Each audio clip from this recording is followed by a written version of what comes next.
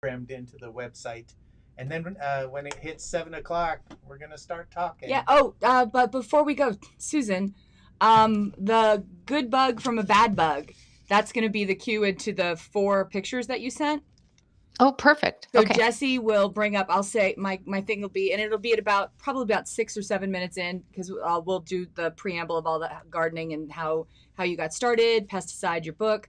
Well, let's get right to it. How do you tell a good bug from a bad bug? And then we will have those pictures up, and you can quiz me on everything that I don't know, and you can tell me. Okay, so quick question. So I'm going to answer that question about how you can tell the difference, and then we go to the photos? Yes. Okay. And you can say, what is, take a guess, Christy, what is this? Okay. And we'll start it in the order that you sent it, and I think that was the spider's the last one. Okay. Gotcha. Okay. All right. And then, Susan, the last thing, you're still there, of course, because I'm not supposed to be talking anymore, so we're still talking. It will wrap up with me asking about what's the one takeaway you'd like people to remember from your book. I will thank you for being here. We will then, do our world famous raffle of a copy of your book. And I should tell you, there are 70 people that have registered for tonight's show. Wow. So, that's awesome. Yeah, super popular and super excited about it. Once I thank you and we do the wheel, you're done. Not that, you'll still be on, but then I'll be just doing Jesse will come back to me. We'll promo upcoming events and wrap everything up. Okay. Sounds good. And just to be clear, once we do you start doing promos and you do the drawing, you probably won't come back to Susan, or will come back? I will not come back to Susan. So once you get into that, Susan can drop out or whatever. Yeah. Cool. All right, we have 11 minutes. Our live stream is rolling right now, so we're going to shut up and just let the music run. So, okay, stand by.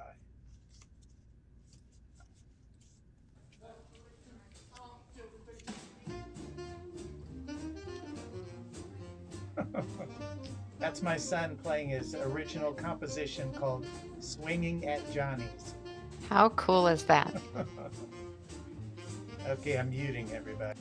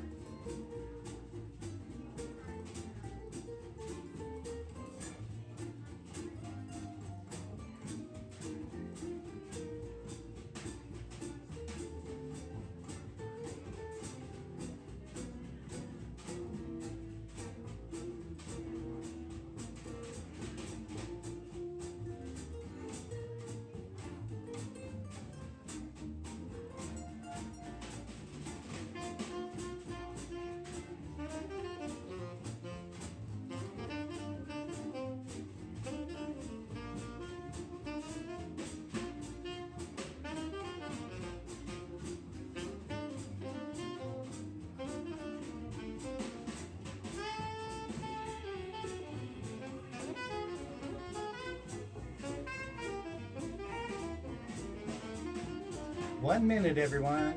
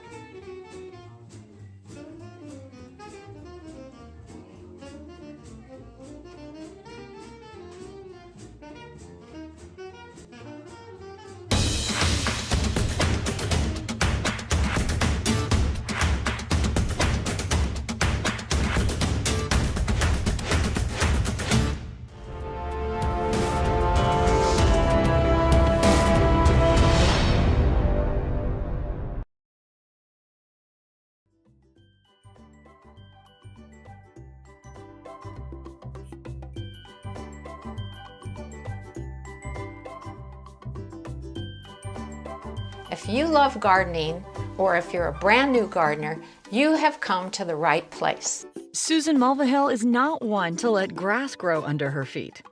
Well, unless she planted it. I'm a master gardener in Spokane County, Washington.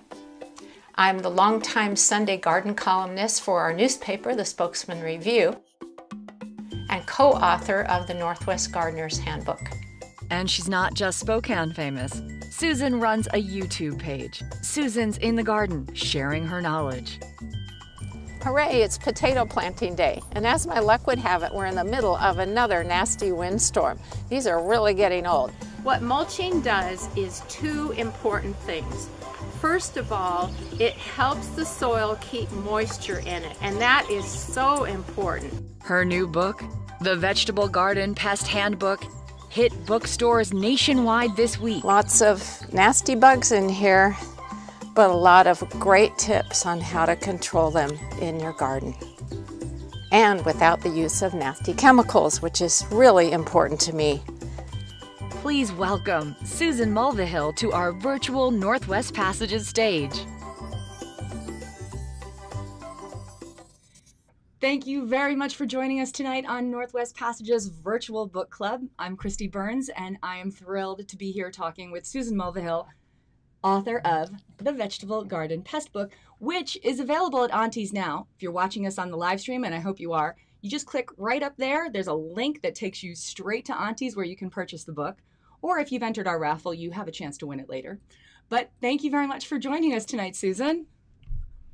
I'm happy to be here, Christy. The idea of writing a vegetable garden pest handbook is just fabulous, especially right now where everybody's gardening. You've been gardening for quite some time. How long have you been gardening? Well, I started out as a teenager. I was 16 when I grew my first vegetables. And it was a small patch, maybe 6 feet by 8 feet. I grew zucchinis, tomatoes, and onions. And the big revelations for me were that it's not hard to grow your own food. And it was cool to see how each of those crops actually grew. You know, a lot of kids have no idea where their food comes from. And so this is something I really encourage families to get involved in when the kids are little, especially because that experience will stay with them throughout their lives. And I am a perfect example of that. Truly. So zucchinis, I mean, zucchinis are, how many zucchini plants did you actually plant? Because then they just proliferate. Do you remember? That's true. I probably back in those days, I just planted a couple. Well, now, are you saying now you plant more? Well, maybe 3, because I know how prolific they are.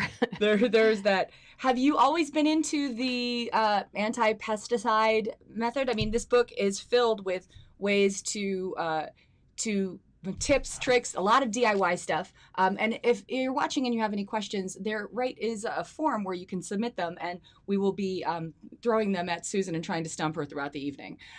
Good luck with that, That though, should not Spokane. be the goal, Christy. Yeah, no, I don't think anybody can. I don't think anybody can stump you.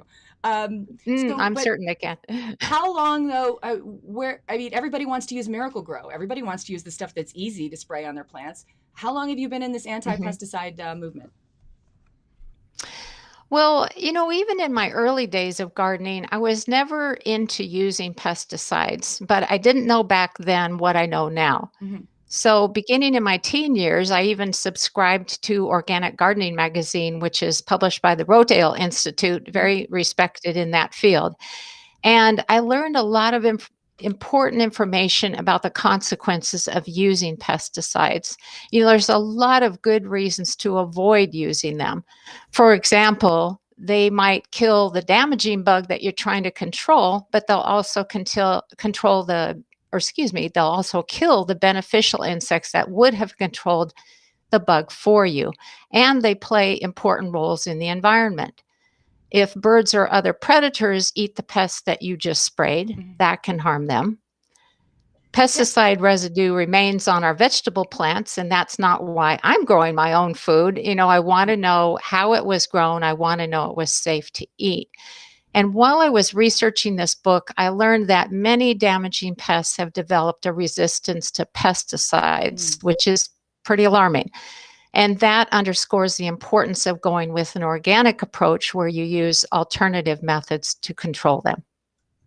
Well, I was always wondering about that when we would have people spray for bugs. I don't anymore, but not because my gardening has gotten that great. But if you spray for everything, then what that would do to the birds, or how that completely changes the ecosystem in your own backyard. Exactly. That's exactly what happens is you throw off the balance. Now, this book, though, came from just I just imagine you being a font of knowledge, crouched over an almanac, or, you're not the kind of woman, I think, that hits, Professor Google all the time, as my kids call it. So that's what I really love about this book, is that being able to look, and it is gorgeous. You took most of the pictures. I mean, man. I did. It's astounding. So all of that, putting it down into one place, it must have taken you forever. How long did it take for you to research this? Well, I signed the contract for the book a year ago, February. And that's actually when I started writing the book, and it was due in September. And I did a ton of research for this book because obviously I wanted it to be accurate, but I wanted it to be useful for gardeners who have all levels of skills, from beginning to master gardeners. Some of the information is the result of what I've learned over many, many years of gardening, and also because of being a master gardener for almost 20 years. And I always use research-based information from educational sites because that is super important. And I have to tell you, Christy, I recently realized something that I left out of the book. And so everyone who's listening, I want you to write this down. Bonus material. This is bonus material. Yes. So if you're searching the web and you want to find accurate information on controlling a pest or about some type of gardening technique, the best thing you can do is to add this little phrase to your search words. And that is, I'll say it and then I'll spell it, site equals edu. So SITE equals edu, as in educational. So you might be looking for a way to control aphids. So you might do a search that says how to control aphids. Site equals edu. And what happens is that points the results to educational institutions, especially that are connected with extension programs. So the information is reliable, and that is so important. Nice little tech tip. You got some tech savvy stuff going on. We'll get to that later. The YouTube page, the Instagram page, all of that. But the path of least resistance, then, I mean, you keep saying you've been a master gardener for 20 years. How do you just get started? What do you think is people's biggest hurdle in gardening?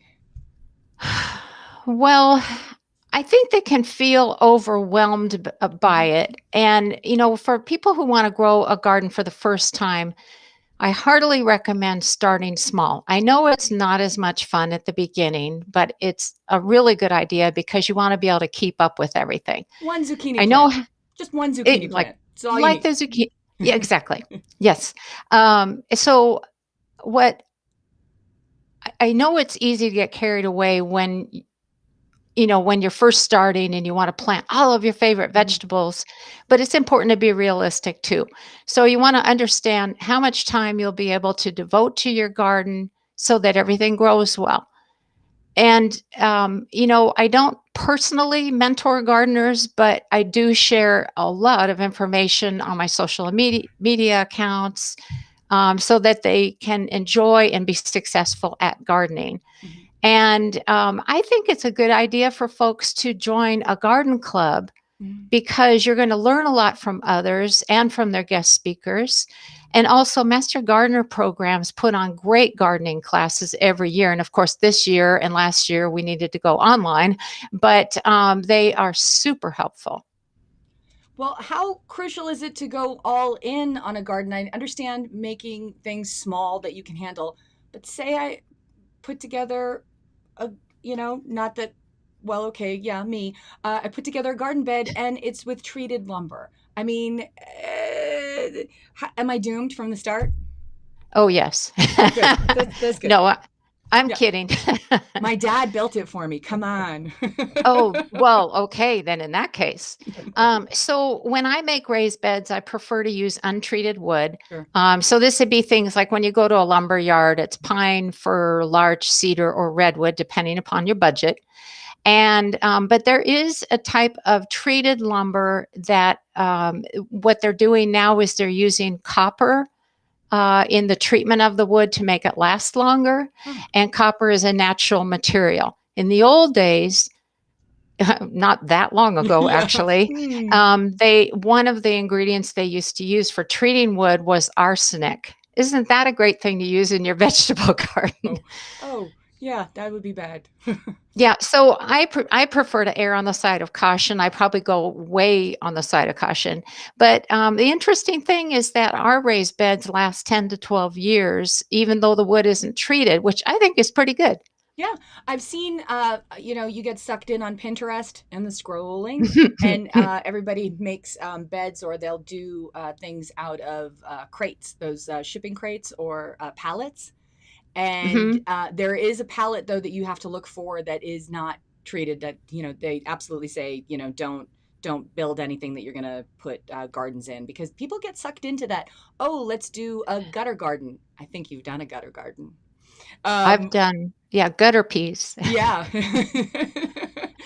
And how that making that stuff work and making sure that it's safe.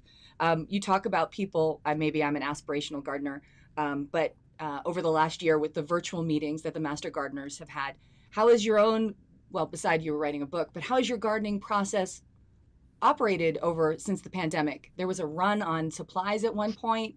People couldn't Hmm. get enough seeds. People couldn't get stuff. Has your own efforts changed? Well, the first thing I have to say is that the one and only positive side to the pandemic has been that there are so many more people gardening, Mhm. wanting to grow their own food. And I think that is fantastic. I'm sorry it took a pandemic to do that. Absolutely. And from what I'm hearing from the people who grew their first garden last year, Mhm. they want to grow a garden again this year. Yes. I Yeah. mean, that is awesome.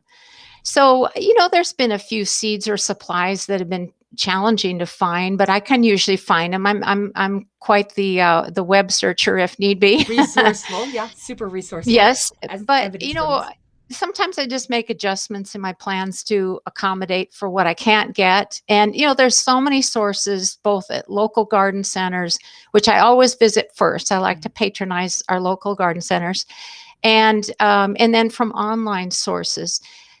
So as far as my garden went, other than being hideously busy with writing the book last year, um, it did amazingly well. Yeah, that's what kept me busy. but it did well. And you just make adjustments as far as if you can't get something, you try something else. With the book, The Vegetable Garden Pest Handbook, really, truly, it is gorgeous. Within planning out taking all the pictures and everything, were there any bugs you couldn't find? I mean, really?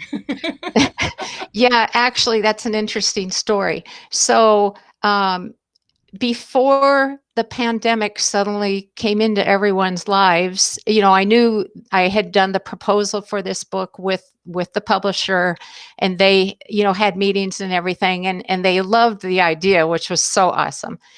But so then I signed a separate contract with them to provide the 200 photos for the book. Mm-hmm. And at the time, again, the pandemic didn't exist. And so I thought, well, we're going back to Virginia for a garden writers conference. So I'll find, Japanese beetles there, et cetera. And my sister lives in New Mexico, so we'll probably see the Mexican bean beetle down there. And we're going down to California, and they've got snails, so there were these different things. I had all these plans. Well, suddenly I couldn't do it because I couldn't travel. So the nice thing is the publisher was awesome about that. They said, do your best to get, like 80% of the photos. And so my sister sent me a couple photos of things from her garden, and someone else sent me pictures from the Midwest. And so between all of that, we got it done. Yeah. Gardeners are very helpful, fabulous people. You are right. We are taking questions. If you have any questions, you submit them via the forum, and I keep looking over, and we have a couple here in the queue. But I wanted to ask you directly how you can tell a good bug from a bad bug. Tinder for bugs. I mean, how do you figure that out?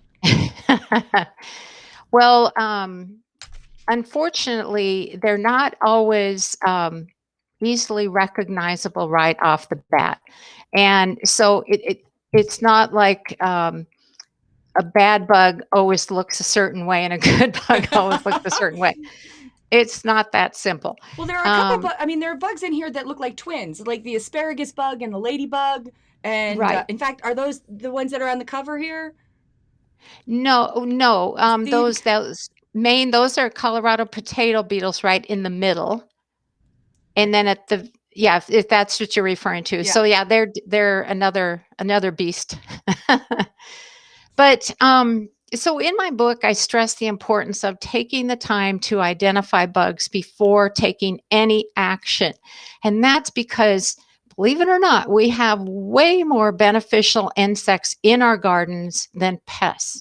I know that can be hard to believe some years. Yeah. But so there's all those photos in the book to help people with that, along with descriptions of the different kinds of bugs. There's a chart on beneficial insects because I want people to recognize those in their gardens. Mm-hmm. And I've also listed a lot of resources for identifying them. So master gardeners, obviously, web beautiful. Searches. The mugshot gallery is spectacular. Yeah, is that cool? Yeah, it's very cool because you look right at it and it's like, all right, that's what it looks like. And then it tells you the asparagus beetle. And then you go to page 62 to read more about it. No, exactly. I love that. Mugshot gallery is a brilliant idea. I thank you. I thought of that. So I'm taking full credit. Yeah, no. Because I thought, some days you're going to be out in your garden, you see something and you think, what the heck is that?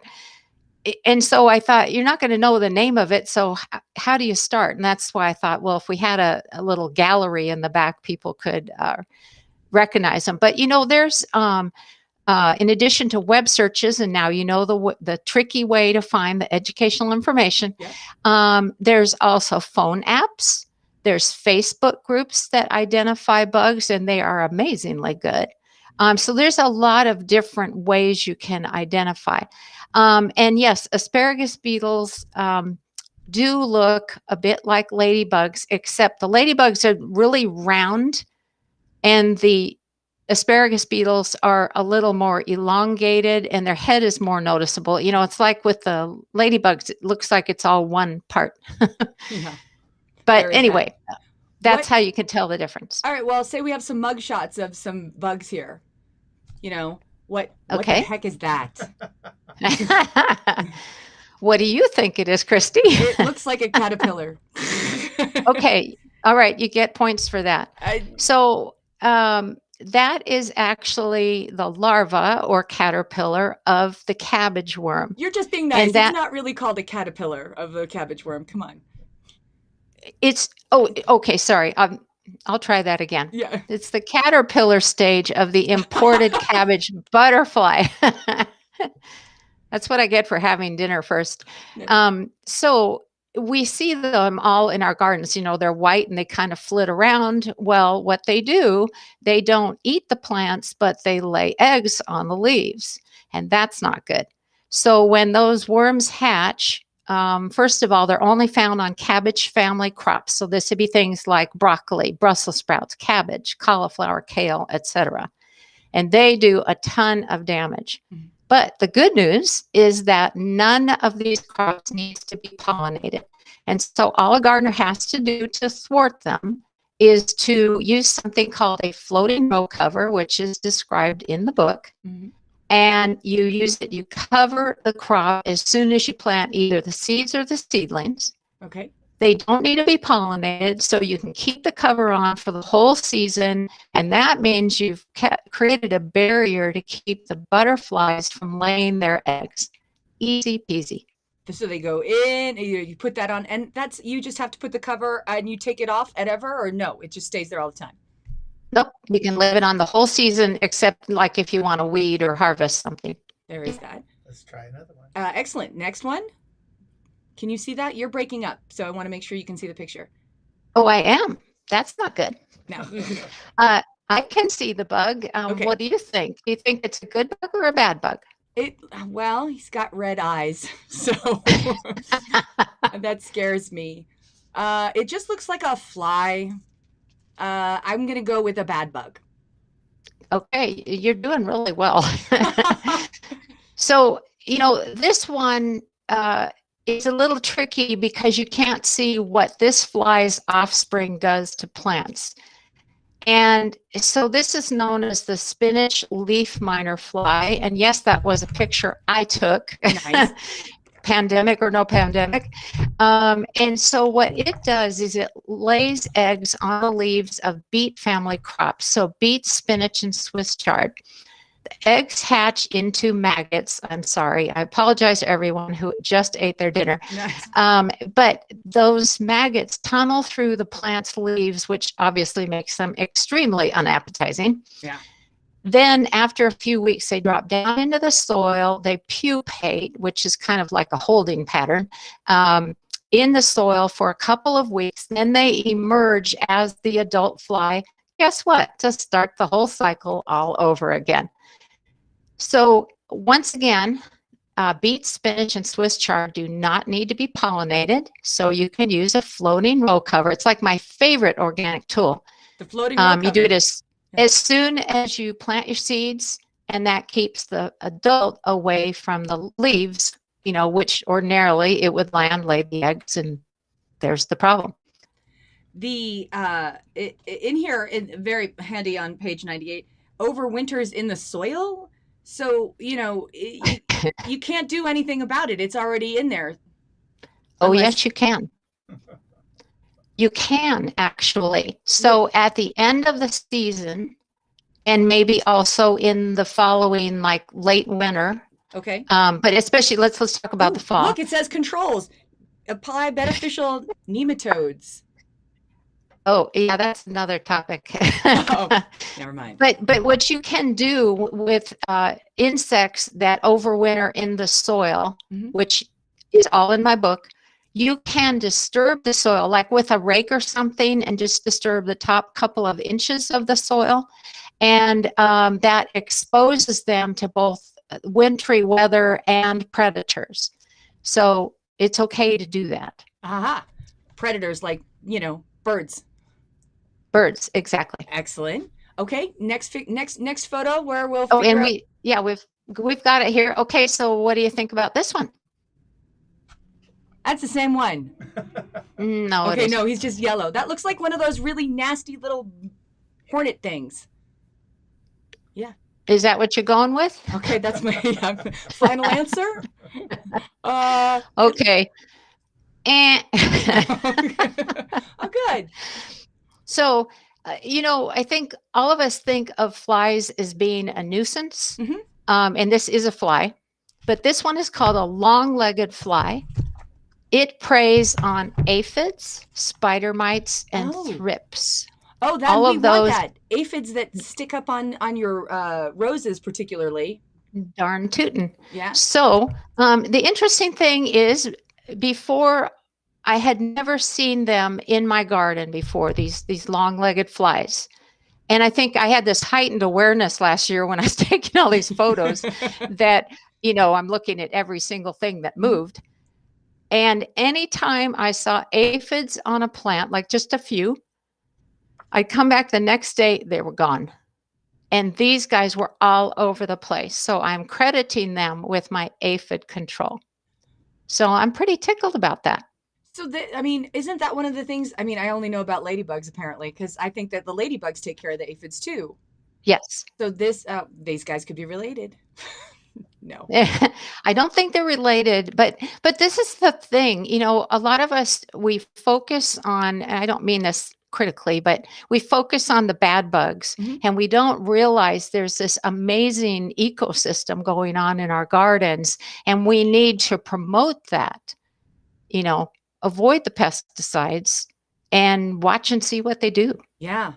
Well, that takes a lot of patience to be able to do that, and a lot of knowledge, which I'm grateful that you were able to put this so beautifully in this book. Okay, now that is a spider. Yes, ding, ding. Okay, so I can identify the spider and whether it is good or not. I mean, I always thought spiders are good outside. Outside, they're not bothering anybody. Leave them outside. Okay, well, I know it's human nature to loathe spiders and to be frightened of them, but spiders are actually a gardener's best friend. That's because, now I hope everybody's comfy because I want to impress you with what they prey on. Aphids, asparagus beetles, we talked about them. Cabbage worms, we talked about them. Colorado potato beetles, those are on the cover. Corn earworms, cutworms, diamondback moths, leaf hoppers, leaf miners, we talked about them. Pill bugs, squash bugs, and stink bugs. So does that change your opinion? I just think it's pretty amazing you're not reading this off a teleprompter and that you know this all like that. I need one. No, you don't. No, you just spitting knowledge. It's awesome. I'm overflowing. That's true. Well, speaking of which, we do have a question that I'd like to ask coming in from Margaret, asking, how do you control earwigs in the garden, in corn silk and dahlias mainly? Oh, boy. Okay, so Margaret, you said, right? Yes. Okay, Margaret, I totally get your frustration. One thing I want to tell you just to freak you out a little bit is that earwigs are beneficial insects. Oh, Margaret's losing it now. She wants to get rid of them, and you're telling her she's got to keep them. Nope, I'm gonna tell her how to control them. So when they're bad, they can be very bad, but they're also good because they prey on aphids. Here we go again, mites, and they eat insect eggs. So under normal circumstances, earwigs are fairly well behaved. But every now and then we have a year where they are atrocious. Okay. And so we'll focus on that. So what we have in our gardens are European earwigs. I think probably everybody recognizes what they look like. They have an interesting life cycle in that they lay eggs in a little chamber they make in the soil, and then they care for their babies for quite a while. So I mean, they're good mothers. The perks of that pest. So the types of crops in the vegetable garden that they're most commonly seen on are artichokes, beans, celery, corn, like Margaret mentioned, lettuce, peppers, and potatoes. And so there are things you can do to control them. One is keep your garden tidy, clean up plant debris so that you're not giving them hiding places because they're nocturnal. So they're active at night. You don't want to give them places to hide during the day if you can avoid it. You can also set earwig traps. And I know that there are a lot of gardeners, especially in this area. Oh, good job. There you go. Right there. Well, it was so easy to find in your index. Yeah. Bless you. It's great. So you can make two kinds of traps. Well, actually three. One is the one that Christy just showed you, where you take a little container that has a lid and you drill holes in the lid. You sink the container in the soil so the lip of it is right at the soil surface. You pour in some vegetable oil, just, like an inch or two, but not right up to the rim. And then you put a splash of soy sauce, which I know sounds crazy, but they're attracted to the smell. And what happens is you snap the lid on and then they go in, they're attracted, they go in through those little holes and they fall in and they drown. The other two simple traps you can make, which I experimented with last year for the book, is you can take some rolled up newspaper sections after you have read the fine news in the Spokesman-Review. Yes, after the Spokesman-Review. Especially the garden column. Truly. And you roll them up, you put them into areas in your garden overnight. And then the other thing you can do is you can take some corrugated cardboard and make like little stacks or rolls of them, put them out in the garden. And then in the morning, you take a bucket of water and you tap the newspaper or the cardboard on the side of the bucket and they'll fall out, because during the day they want to hide. And so they go into the little nooks and crannies. Nice. So I would say those are the best things you can use. There are some organic products you can use. There are insecticidal soaps that are specifically labeled to control earwigs. You can use diatomaceous earth, which is complicated. It's all in the book. You can use plant extracts. You can use spinosad, which is an organic product, and beneficial nematodes again, which are a complicated topic. Wow. But they're in the book. Yeah, it seems like there are a lot of very simple things that you can do to attract beneficial pests or insects to your garden. I shouldn't say beneficial pests. That's kind of like right. I mean, I've seen a popularity really uptick in like mason bee hives, butterfly houses, all of those kind of things. It seems like they've gained popularity, or maybe I'm just looking at Pinterest a lot in the gardening. Do the same bugs end up showing up in your garden year after year? That is an interesting question, because it does happen, especially, if they're overwintering or something, then that can be a problem. But yeah, there can be the same bugs. I certainly, if I didn't cover my cabbage crops, the cabbage family crops, I would definitely have cabbage worms on them every single year. There are some things that overwinter, so that can be a problem. But the main thing is that they, I'm just trying to think how I want to answer this question, because it is complex. If you don't have a problem with a certain type of insect, you don't need to you shouldn't have to take preventive steps. True. But if you do have problems, if you have had problems in previous years, then yes, you want to be proactive, whether it's covering the crop or watching for them, handpicking them off of plants, which I know sounds icky, but it's a very simple method.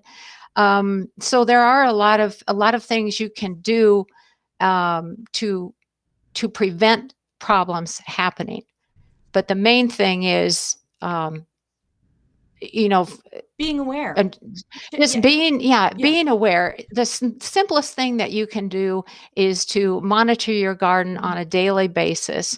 You might see that the plants are a little dry and they need more water, or you might see a bug you haven't seen before. And so what you want to do is identify it first, so that is it a good guy or a bad guy? So yeah, that's the main thing, is just being really aware of what is in your garden, and then being smart about controlling it if it looks like it's going to be a problem. We have another question, actually, the same question from two different people. Alan and Allison are asking about controlling coddling moth. Should I look that up for you? Okay, so codling moth is happens on apple Apple trees. trees, yes. So not technically vegetables, Okay, but so I'm not that's gonna. okay. There you go. You know about it though. I do because we grow, we have a little orchard, nothing massive, like about 15 trees or so. And we grow all of our fruit trees organically. Now, those who grow apple trees know that pest control is challenging to do organically, but it is very possible. And actually, if you go to my blog, susansinthegarden.com, there is a section or a guide that's under the guides menu, imagine that, called Organic Pest Control. And it details exactly what we do. So there, we use something called kaolin clay. You mix it with water, you spray it on the developing apples. And so the codling moth, wants to land on a young apple and lay eggs so that the worms can burrow into the apples. And when they lay on apples that have been sprayed with this clay stuff, it doesn't feel right to them. At least that's what scientists think. And so that thwarts them. We also wrap our apples with little nylon footies that look like what you try on shoes with in a shoe store. Yeah. So it's complicated, but it is very doable, extremely doable. We usually get at least, I'd say 85% of our apples are worm free. So if you don't mind going to my website, going to the Organic Pest Control Guide, I think that's what it's called. That's where there's all sorts of information on what we do. We also grow our cherry trees organically to eliminate any chance of those nasty little cherry fruit fly worms in them. Nice. Well, you've mentioned Master Gardeners a couple times.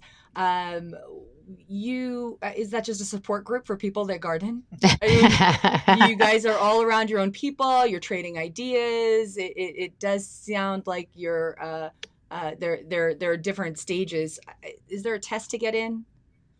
Oh yes, there's quite a lot of a lengthy training period. And so all across the country, there are Master Gardener programs it's affiliated with land grant universities. And so in this case, it's Washington State University.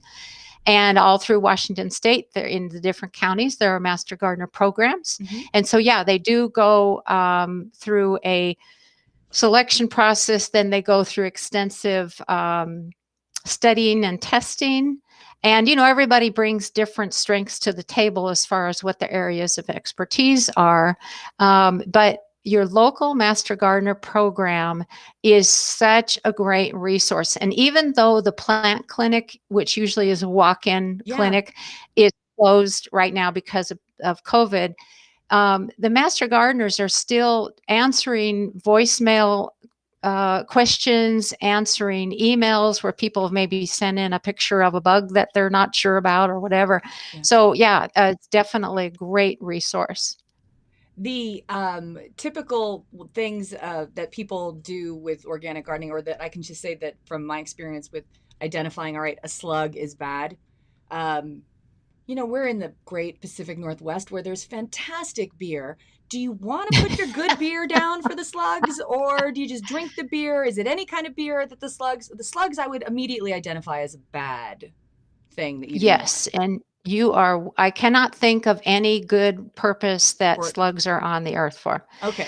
So yes, to answer your one question about the quality of the beer, I would not use a microbrew. Nice. No artisan types of beer. So what Christy's talking about is that you can make beer traps very simply in your garden. So let's say you're getting a lot of slugs eating this in your garden. What you can do is take an empty cat food can or empty tuna can. You put it again in the soil so that the lip is even with the soil surface. You pour some beer, you don't pour it all the way to the lip. But you pour it in there, and the slugs are attracted to the scent of yeast in the beer. They come to investigate, fall over, and Get drunk. in they go, and they drown. And I'm not sad about that one bit. No, not at all. Because they're nasty. We have another question from Allison, who's asking, saying, it's so warm today. Are you starting any of your vegetables earlier than normal, or are you sticking with the May 15th average last frost date? Oh, if I had $1 for every time I've been asked this lately, I know. well, I wouldn't be rich, but you'd have some pocket money for some seeds. I would have some pocket money, yes. So when I moved here, I heard the adage, you don't put anything in the ground before the snow is melted off of Mount Spokane. You don't put any warm season crops in the ground before that, and basically before the middle of May. Okay. And, the forecast looks pretty safe, but I'm not going to do it. So I have my cool season crops in the ground, almost everything, onions, leeks, carrots, potatoes, beets, Swiss chard, peas, those types of things. But things like peppers and tomatoes do not want to get chilled. And if they do, they will be stunted and there won't be happy plants. So, I don't know what to tell you, Allison, because I think we probably should be patient 2 more weeks, and then we can plant our stuff. And I'm right there with you. Every day I'm just like, what day is it now? Is it time to plant things? But I'm erring on the side of caution again and going easy. Well, who do you personally look to for advice when the Master Gardeners is an excellent resource for you. Who is your go-to when, you get stumped? Oh, gosh. Or I should say advice or maybe inspiration. Maybe going for inspiration would be a better question. Oh, well, there's all kinds of places that I get inspiration from. And certainly, and good advice, and certainly the extension websites, like I mentioned earlier, Master Gardener programs. Certainly, I'll look to a lot of local gardeners who have a particular area of expertise that I want to know more about. I respect Joe Lampel, who is a very experienced organic gardener, and he is the host and producer of the PBS program called Growing a Greener World, which our garden has been featured in, by the way. And I belong to the professional organization called Garden Communicators International. So they're a fantastic resource for me. But, just talking to other people who have been gardening for a while, you can learn so much from them, and they can learn from you. So, it doesn't even have to be somebody who's officially a master gardener or officially a big name in the world of horticulture. There are a lot of folks who, really do inspire me. Do people ask to see your garden, as it's been featured on a television show, or is that the reason you started your YouTube channel? I do get asked that a lot, if they could come see my garden. And the thing is that I always have to say no, and nicely. And that's because my husband, who is like the sweetest guy on the planet, has said, I want to keep our garden private. So I try to be really good about honoring his wish. And so I'm very apologetic, but I say, if you watch my videos, it's like you've been in my garden 100 times. True. And I should say that YouTube site, you've got practically 40,000 subscribers to that site, and you put in a different video every week. There's lots of great content in Susan's in the Garden. Thank you. So people should absolutely subscribe to it and see it. And then they also get a peek at your husband. I think he's in a lot of the videos. He was in a couple recently, and everybody was commenting, going, "Oh, wow, Bill's working in the garden." They probably think he's just lounging about, but no, he's the brains and the brawn behind the operation, but he would rather be behind the camera, not in front. Nice. But in 2014, I attended a workshop called Video Storytelling. And I hadn't shot any gardening videos prior to that, but I kept thinking this would be a great way to teach people about all kinds of gardening. And so I have a video camera. It's not super fancy, but it works great. And I use iMovie for the software to edit the videos. Mm-hmm. I have over 300 gardening how-to videos now.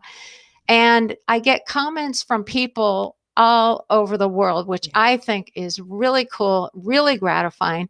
As a matter of fact, just a few days ago, I had a gentleman from Pakistan contact me because he wanted to know more about growing watermelons. And just because he watched a video.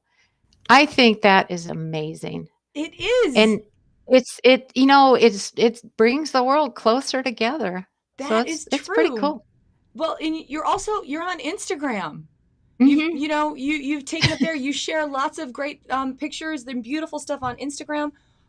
Is there a story behind the peas and quiet sign that you have? My mom made it years ago, just the words, and she had a great sense of humor. And so a few years later, I added on the little pea pods just to dress it up a bit. But I always get comments about it. And mostly folks say, "Oh, I get it." So it's kind of fun. But anyway, yeah, every year I officially hang it on the garden gate. And then in the fall, I take it indoors so it doesn't get beaten up in the winter. Nope. I am sucker for lawn art and yard art, and that was beautiful. And I am also a sucker for this book. So the Vegetable Garden Pest Handbook. Susan Mulvihill you're a master gardener and you're a master author. This is a pleasure to read. It's so easy. All of the tips that are in here. Link is above me right now to purchase your copy, or if you're one of the people who registered for our raffle. We will be doing that right next. But Susan, thank you for taking time to talk to us tonight at Northwest Passages. This is really a pleasure. And thank you, Christy. Your column that appears every week in the Spokesman-Review every Sunday. We will make sure that we have links to this video and the upcoming topics will astound and inform you. So thank you very much for sharing your knowledge with us tonight, Susan. Thank you, Christy. It was a lot of fun. So now we have the raffle for this book, the Vegetable Garden Pest Handbook. So this raffle that we're going to do, I'm going to need you, whoever wins this, you're going to need to email me at bookclub@spokesman.com and let me know what you thought or what your biggest takeaway was from tonight. So let's go to the Wheel of Names, and there's Susan in the middle. Spin away.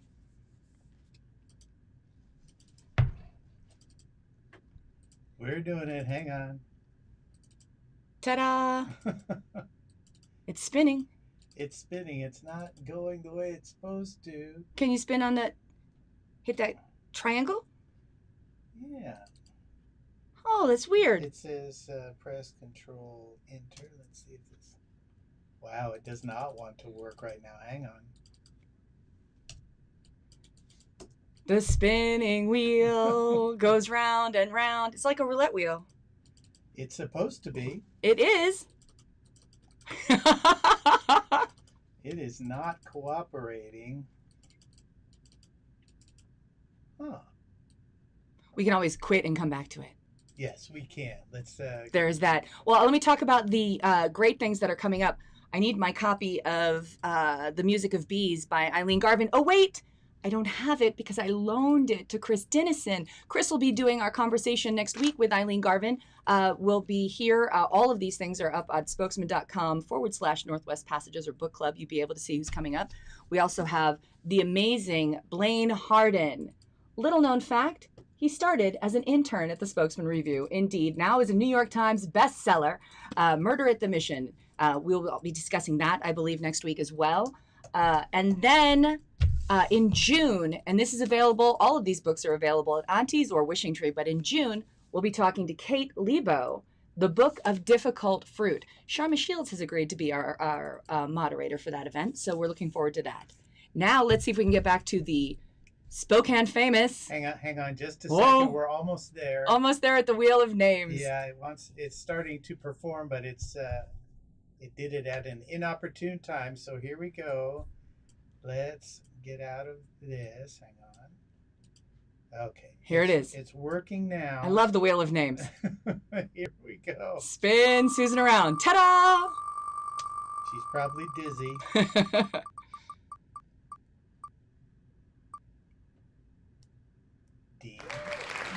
Dean Lynch, congratulations. Okay.